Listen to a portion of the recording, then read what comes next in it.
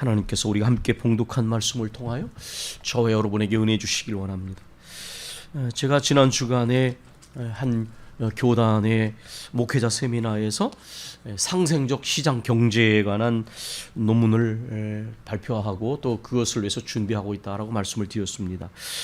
저는 아주 중요한 문제라고 생각을 합니다. 왜냐하면 교회가 해야 할 일, 또 교회 안에서도 당회가, 또 교회의 상기관인 노회와 총회가 해야 될 일이 바로 그런 일이라고 생각합니다. 신앙적 기준을 세우고 지침을 제공해서 개교회 신자들과 개교회가 하나님의 말씀을 따라서 판단을 내리고 결정하고 행동하도록 그렇게 기준과 지침을 줘야 하는 것이 교회이고 당회이고 노회 총회입니다.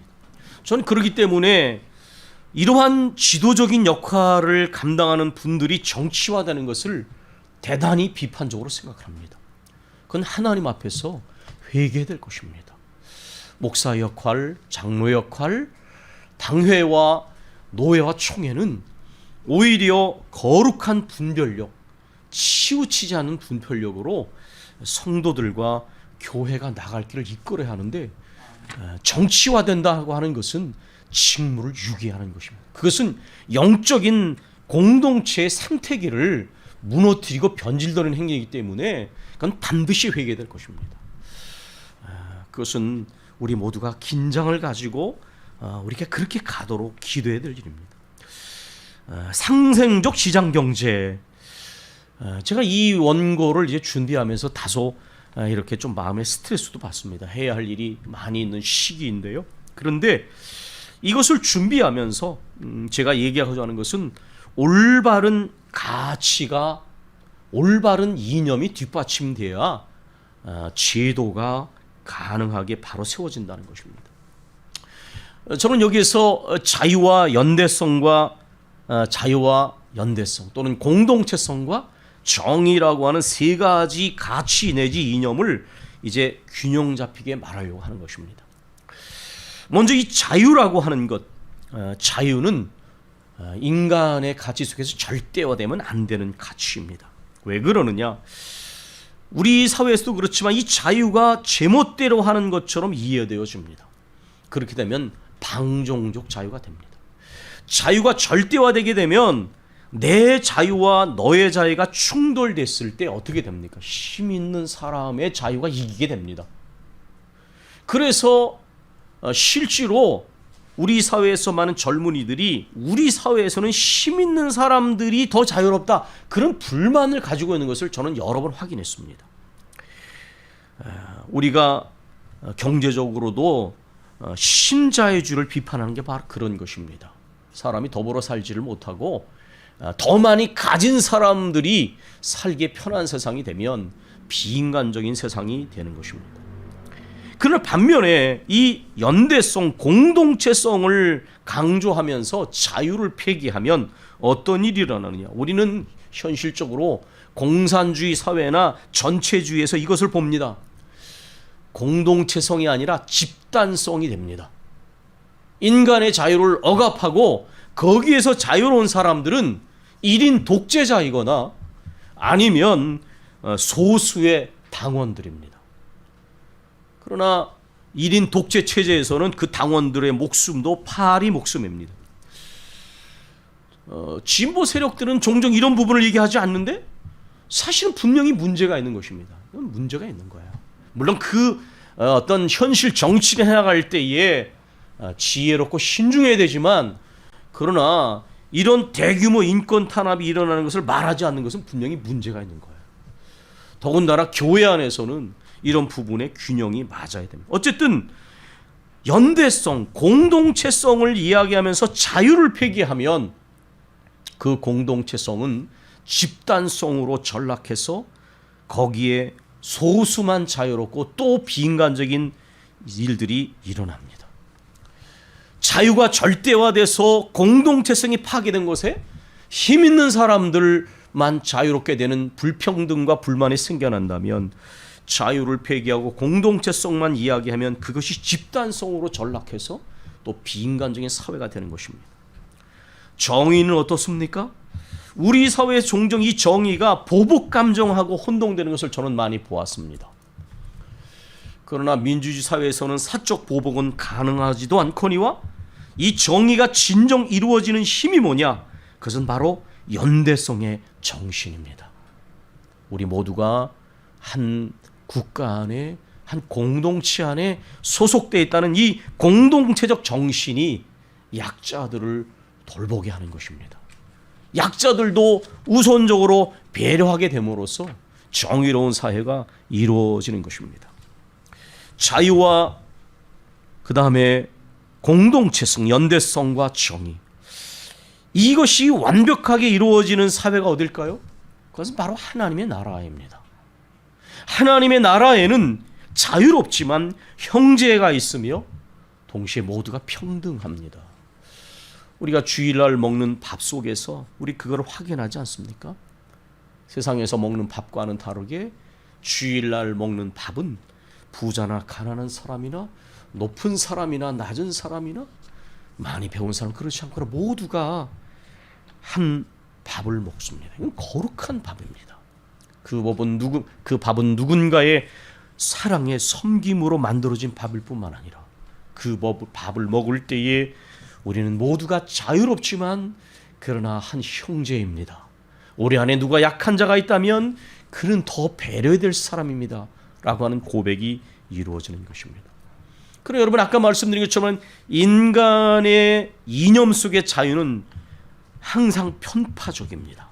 오해되어집니다. 아까 말씀드린 것처럼 우리 사회에서 자유는 제멋대로 자기가 하고 싶은 것을 자유처럼 생각하는 방종적 자유가 점점 강해지고 있습니다. 자유는 책임적 자유가 되어야 합니다. 사실 모든 인간의 관계, 윤리, 그리고 요즘에 크게 문제가 되는 이 과학기술의 사용에서도 무엇이 문제냐? 할 수 있음과 허용되어짐의 긴장관계입니다. 여러분 생각해 보세요. 누구나 할 수 있는 자유가 있습니다.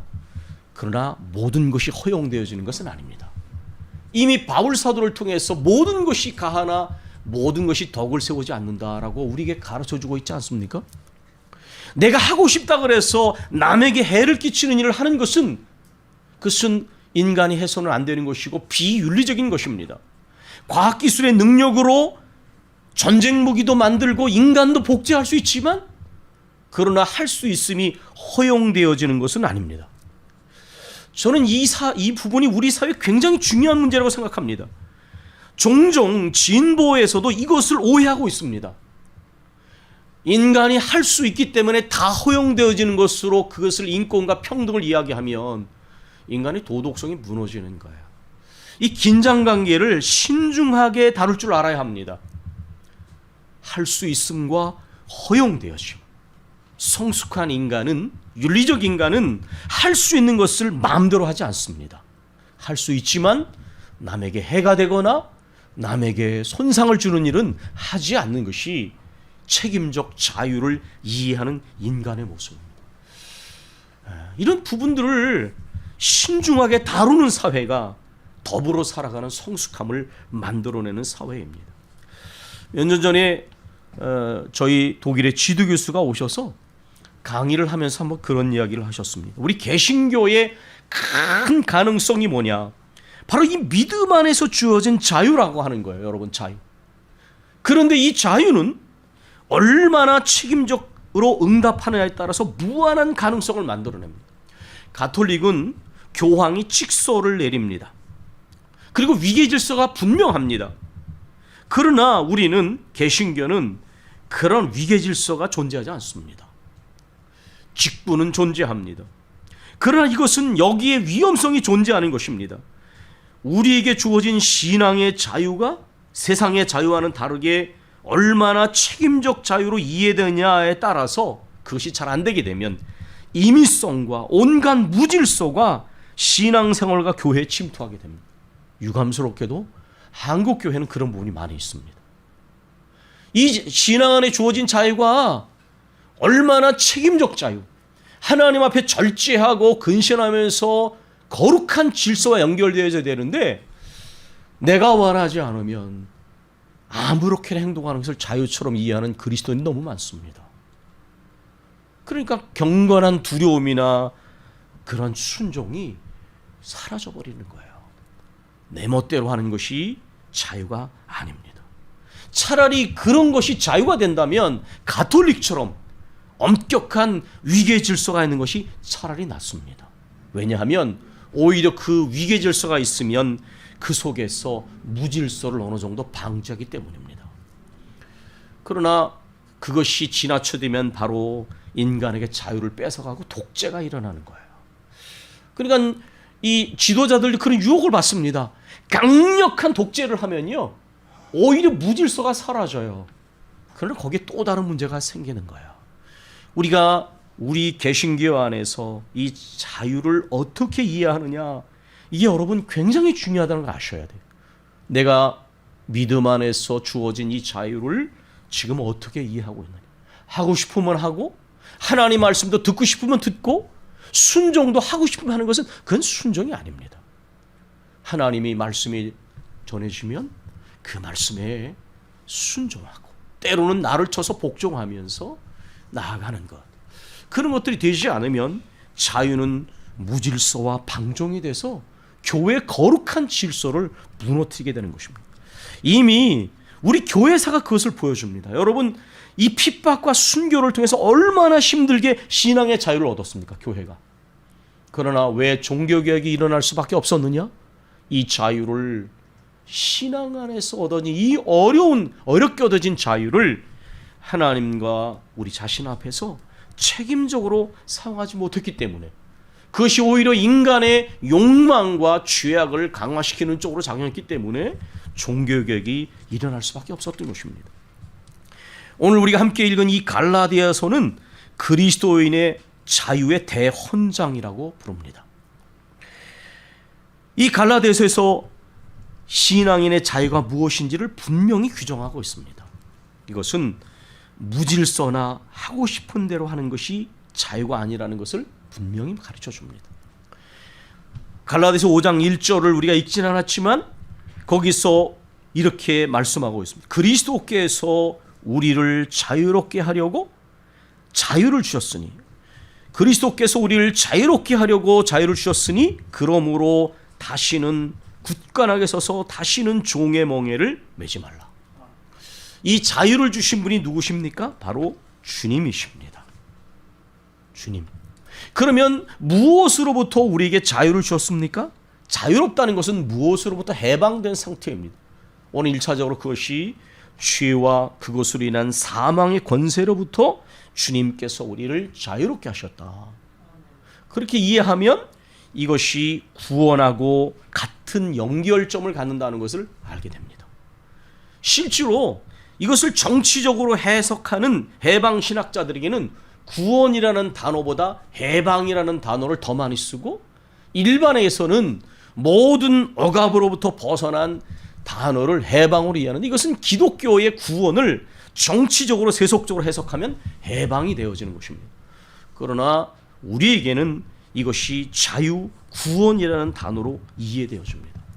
죄와 죄로 인한 사망의 권세로부터 그리스도께서 우리를 자유하게 하셨습니다. 그리고 또 하나는 바로 인간의, 여기에 연결되어지는 것이 인간의 행위로 구원받는 것이 아니다. 인간이 하나님 앞에 행함으로 의로워지는 것이 아니라는 것을 우리가 가르쳐주는데, 이제 조금 있다가 그 말씀을 좀 드리겠습니다. 마틴 루터도 금식을 하고 고행을 했습니다. 그리고 이제 더 높은 위치에 있는 신부에게 하루에 몇 시간 동안을 고해 성사를 했습니다. 왜 그랬느냐? 친구가 그렇게 죽은 이후에 그 안에 찾아오는 죽음에 대한 두려움과 죄의식을 물리칠 수가 없었어. 그래서 그것으로부터 자유를 얻으려고 금식하고 고행을 하고 뼈와 가죽만 남고 자기의 죄를 아무리 고백을 해도 자유로워지지 않는 거예요. 그러나 그가 시편의 말씀, 로마서의 말씀, 갈라디아의 말씀을 통해서 확인하고 깨닫게 되고 확인한 것처럼 오직 은혜를 통하여 믿음으로 구원을 얻는 이 진리를 이 복음 진리를 그가 분명하게 깨닫겠다는 것입니다. 예수 그리스도를 믿는 믿음으로 그 은혜로 인하여 구원을 받게 된다는 것입니다. 이 갈라디아서는 예수 그리스도를 믿는 믿음으로 은혜를 통해 구원받은 사람들이 어느 순간부터 다시 행위로 돌아가는 이 문제를 지금 지적하고 있는 것입니다. 여러분, 이것이 갈라디아 교회만 해당되는 것이 아니라 우리에게도 마찬가지입니다. 많은 사람들이 은혜로 구원을 받았습니다. 그런데 그 다음부터 어떻게 되느냐? 행위로 의로워지려고 하고 자기가 무언가 하면 자기의 그 공로를 내세우게 됩니다. 많은 사람들은 말합니다. 저분이 교회에서 열심히 봉사했으니 인정해줘야지. 틀린 얘기가 아닌 것처럼 보여지죠. 그러나 그것은 바로 우리가 은혜로 구원을 얻었기에 은혜로 인하여 끝까지 믿음 생활하고 은혜 때문에 주님 앞에서 내가 그 은혜 때문에 자발적으로 봉사하는 것이지, 내가 무언가 이 일을 했기 때문에 내가 나의 의를 주장하는 것이라는 것이 주님의 은혜를 정면으로 거부하면서 교회가 은혜 공동체라는 것을 변질시키는 행위라는 것을 얼마나 많은 봉사자들이 깨닫지 못하고 있는지 모릅니다. 저는 저희 형제들 중에서도 보면 자기의가 강한 형제가 있습니다. 봉사를 굉장히 잘합니다. 교회 권사예요. 그러나 늘 지켜보면서 그런 생각이 드는 거예요. 은혜 때문에 봉사하는 것을 이해하지 못하면 결국 자기의를 주장하고 교회에서 대장 노릇하게 돼 있다는 거예요. 그게 깨어지지 않으면 깊은 은혜의 성격을 이해할 수 없는 거예요.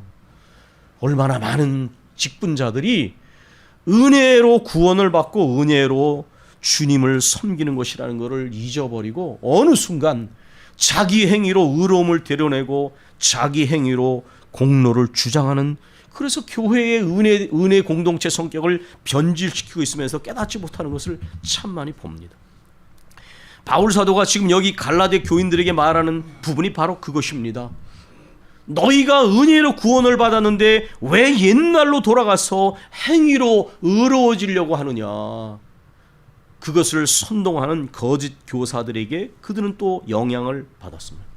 그러나 말씀을 드린 것처럼 이것은 갈라디아 교회만의 문제가 아니라 한국 교회 안에서도 침투되어져 있는 은혜를 잃어버린 사람들과 교회의 모습과도 연결이 되어져 있다는 것입니다.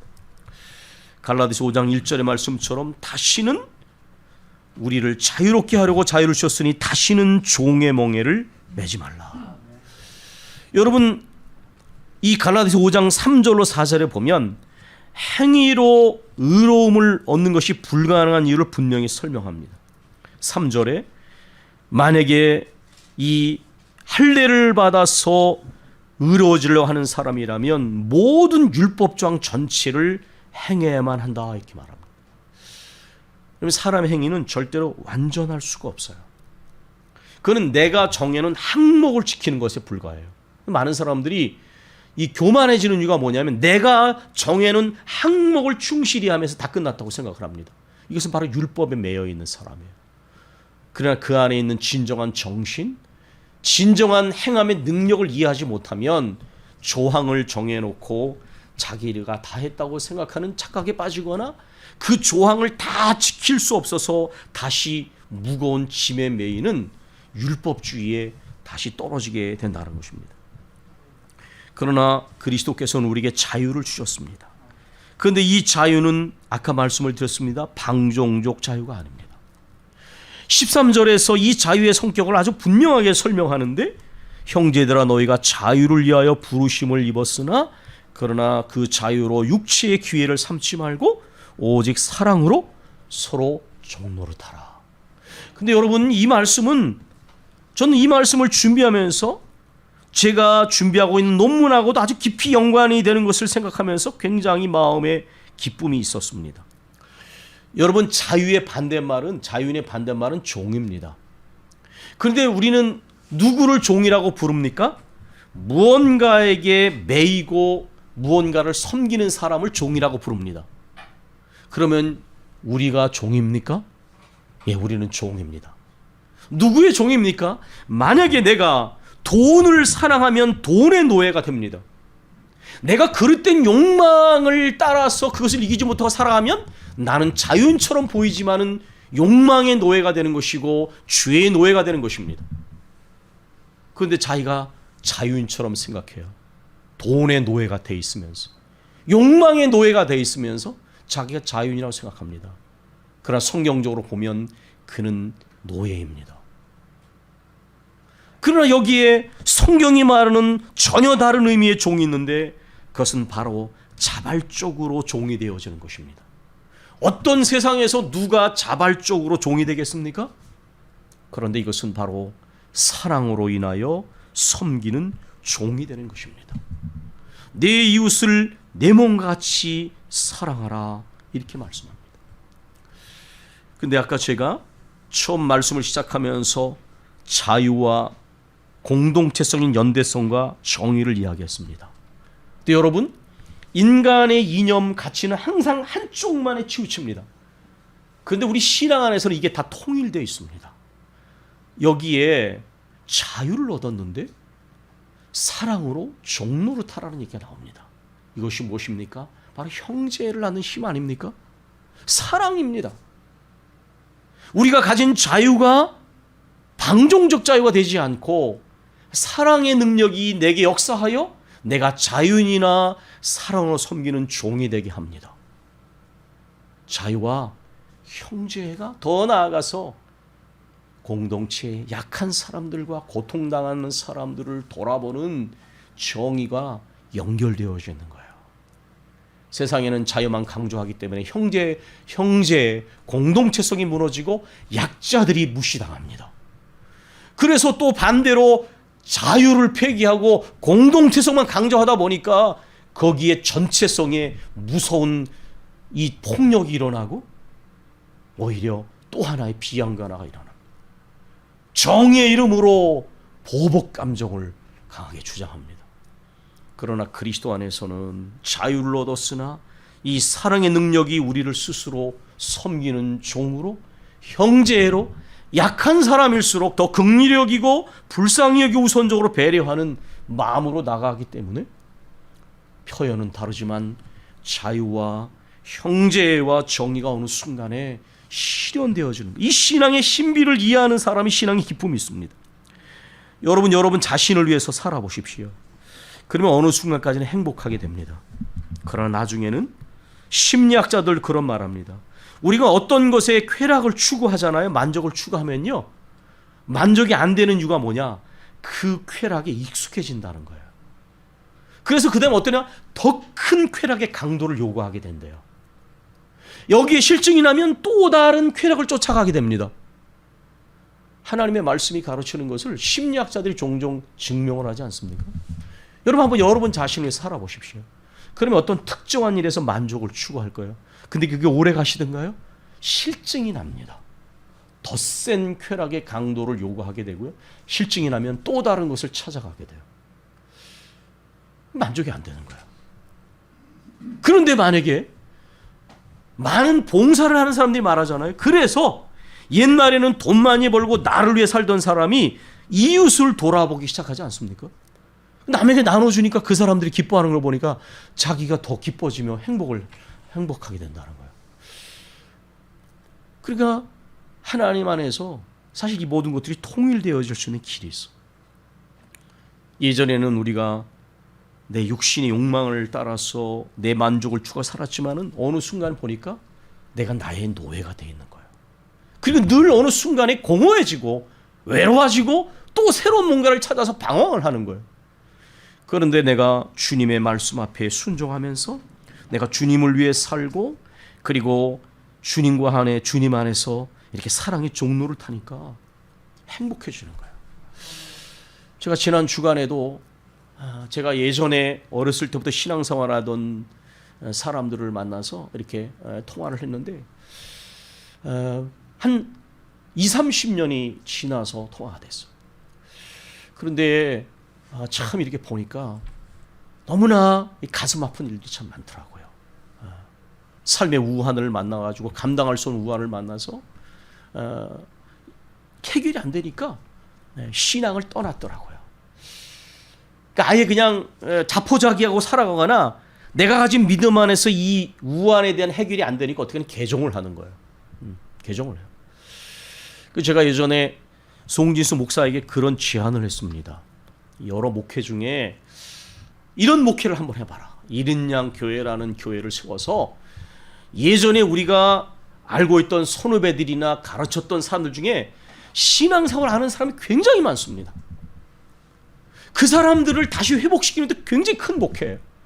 제가 송진수 목사한테 그 얘기를 한 것은 성품이 부드럽고 융화형이기 때문에 비교적 관계가 굉장히 좋은 사람이었어요. 근데 본인이 그 사인을 받아야죠.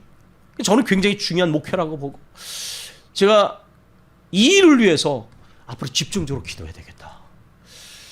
할 수만 있으면 정말 그 사람들 간절히 기도해가지고 다시 그들이 주님을 만나고 신앙을 회복하도록 하는 게 굉장히 중요한 사명. 저도 그런 일을 할 것이고 내년에 한번 우리가 이런 일을 위해서 정말 기도해야 되겠다. 많은 삶의 고통과 우환을 만나가지고 괴로워하는 사람들, 그런 얘기를 들으면 사실 잠시는 마음이 무거워집니다. 그러나 만약에 우리가 그리스도의 사랑으로 그들을 위해 기도하고 사랑을 나누는 가운데 그들이 다시 한번 주님을 만나게 되는 굉장히 기쁜 일이다. 나를 위해서 살아가는 삶이 아니라 고통을 당하는 이들, 질병 가운데 힘들어하는 분들, 그들을 향하여 우리가 기도하고 주님의 사랑을 나누게 될 때 그들이 우리를 통하여 위로를 받고 소망을 얻는다면 자유인이나 사랑의 종된 의미가 무엇인지를 이해하게 될 것입니다. 여러분, 잘 생각해 보십시오. 내가 나를 위해 사는 것이 나에게 진정한 행복을 주는 것인가? 아니면 주님을 위해 살고 사랑으로 누군가를 섬기며 사는 것이 진정한 행복의 자연인가?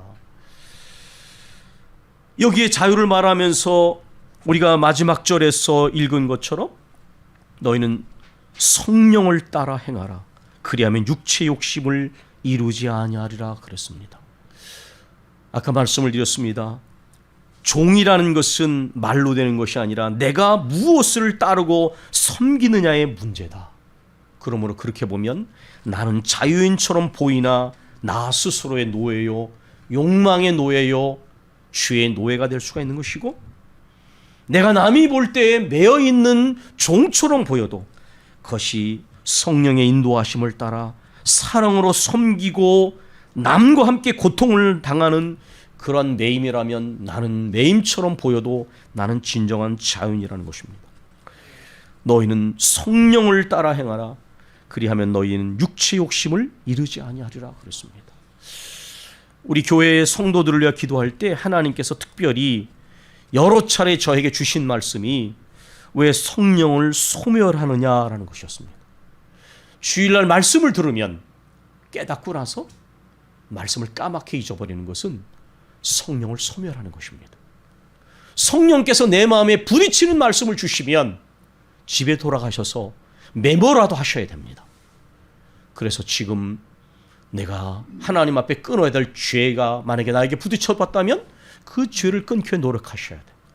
지금 하나님께 아직도 계속해서 말씀하시는데 그것을 순종하지 못하는 부분이 있다면 집에 돌아가셔서 그것을 다시 한번 생각하시고 마음판에 새기셔야 됩니다. 그런데 그냥 말씀을 듣고 주일날 예배 끝나고 돌아가니까 기 빠진 것처럼 순종할 것처럼 보이다 또 옛날로 돌아가 1년 360일 말씀을 들어도 변함이 없어요. 왜 그러느냐? 성령을 소멸하기 때문에 그런 거예요. 이 문 밖을 나서시면 성령을 소멸하지 마시고 돌아가는 때부터 그 말씀을 내 마음판에 새기고 말씀을 들어 읽고 운전하면서도 성경 말씀을 듣고 계속 기도하지 않으면 성령을 소멸하게 됩니다. 1년이 지났는데 변한 게 없고 신앙생활을 10년, 20년 했는데 변함이 없는 이유가 뭐냐? 자꾸만 성령을 소멸하니까 육체의 소욕을 이기지 못하는 거예요. 하나님께서 성령을 통하여 우리 교우들에게 여러 번 말씀하셨어. 왜 성령을 소멸하느냐? 왜 성령을 소멸하느냐? 주일 한 번 예배를 드린 것을 의무를 끝내는 것이 아닙니다. 성령을 따라 행해야만 해요. 그래야 우리 안에서 성령의 열매가 나타나고 기쁨이 생기는 것입니다. 이제 제가 나머지 뒷부분에 읽지는 않았지만은 19절부터 26절을 표준 세번역으로 좀 읽어드리겠습니다. 육체 행실은 환히 드러날 것입니다. 곧 음행과 더러움과 방탕과 우상숭배와 마술과 원수매즘과 다툼과 시기와 분냄과 분쟁과 분열과 파당과 질투와 술취함과 흥청망청 먹고 마시는 노름과 그와 같은 것들입니다. 내가 전에도 여러분에게 경고하였지만 이제 또다시 경고합니다. 이런 짓을 하는 사람들은 하나님의 나라를 상속받지 못할 것입니다. 그러나 성령의 열매는 사랑과 기쁨과 화평과 인내와 친절과 신실과 온유와 절제입니다. 이런 것들을 막을 법이 없습니다. 그리스도께 속한 사람은 정욕과 욕망과 함께 자기 육체를 십자가에 못 박았습니다. 우리가 성령으로 삶을 얻었으니 우리는 성령이 인도해 주심을 따라 살아갑시다. 여러분, 오늘은 우리 주님이 오신 대강절 두 번째 주일입니다. 주님의 오심을 기다리는 우리 주님께서 이 땅에 우리에게 오실 때에 자유를 주시려고 이 땅에 오셨습니다. 우리는 이 자유를 육체의 기회로 삼지 말고 주신 말씀처럼 사랑으로 섬기는 그런 자유로, 자유인이나 사랑으로 섬기는 종으로 가시기를 원합니다. 그리고 또한 이 자유를 우리가 바로 사용하기 위하여 성령을 따라 행함으로 거룩한 열매를 맺는 우리 모두가 되시기를 바랍니다.